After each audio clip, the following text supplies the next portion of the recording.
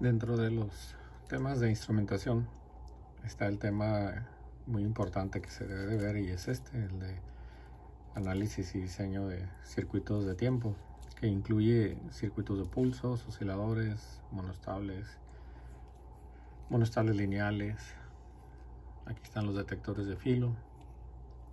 Entonces todo esto se requiere para hacer un diseño correcto, porque todos los circuitos en instrumentación, incluyendo los convertidores AD o analógico digitales, también requieren un reloj.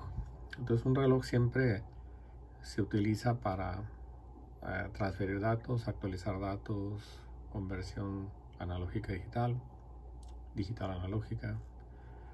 Bueno, entonces el detector de filo es el primero que tenemos aquí en este tema. Y un detector de filo es aquel que detecta cuando un pulso sube. En este caso, por eso se le llama filo positivo o rising edge.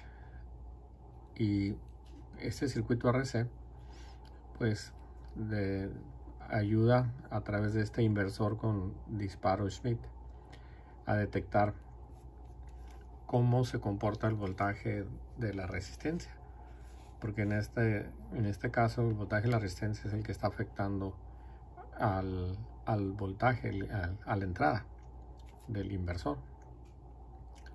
Entonces cuando aquí tenemos un 0, pues es 0 volts, y como está aterrizado de este lado, pues no hay voltaje. Entonces tenemos 0 volts aquí en la entrada, por lo tanto en la salida es un 1.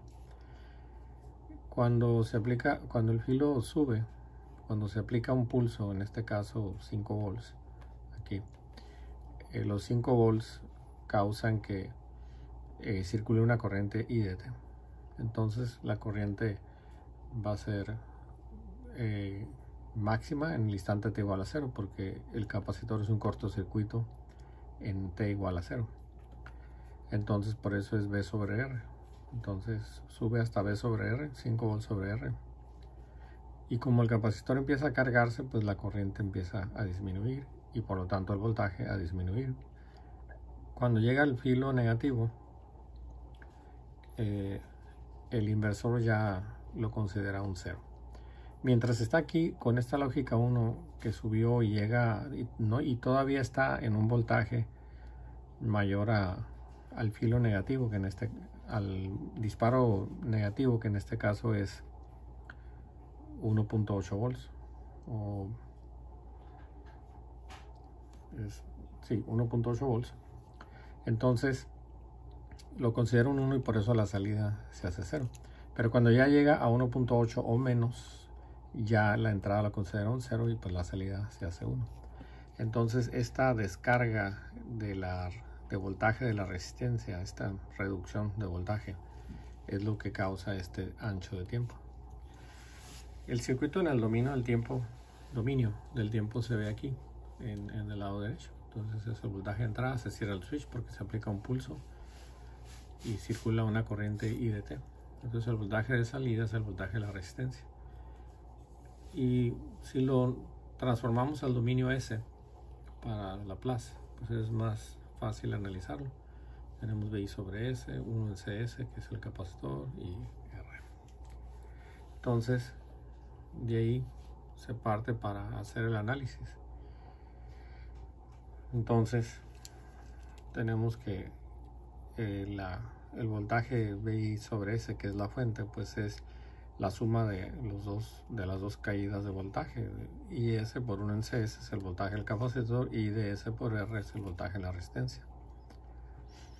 Como tenemos que el voltaje de salida es IDS por R, pues podemos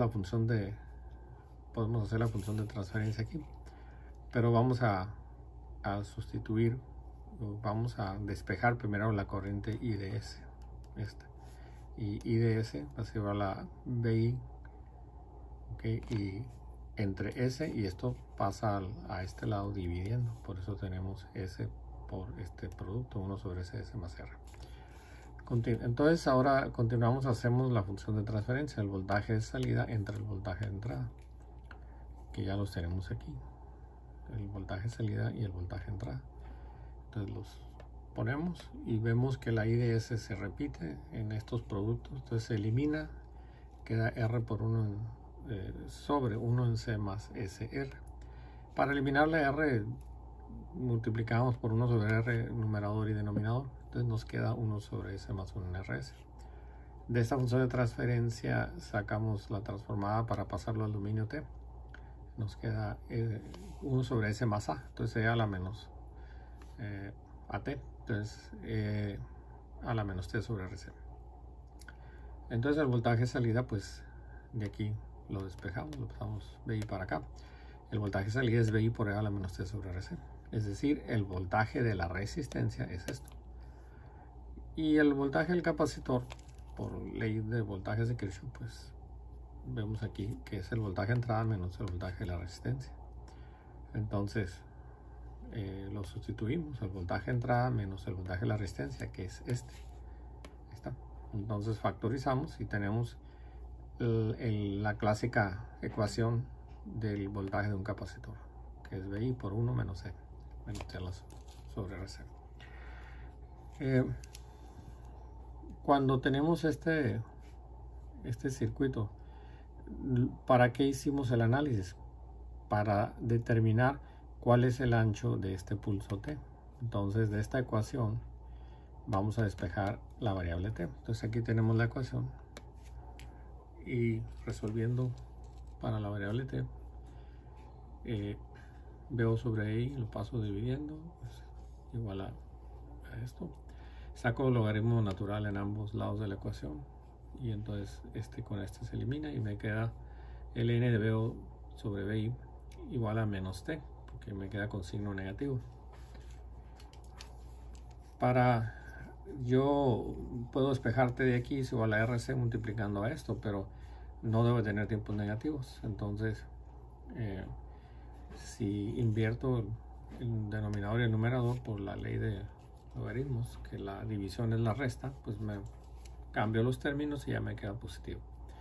Entonces BI sobre BO de T, y T es igual a RC ln, donde BI, que es el voltaje de la fuente, VCC sobre el BO, y BO es el voltaje de la resistencia. Entonces esta ecuación es la que me define el ancho del pulso. ¿Y cuál va a ser ese voltaje de la resistencia? Va a ser el voltaje de umbral negativo, este. Se sustituye BR sobre BT negativo.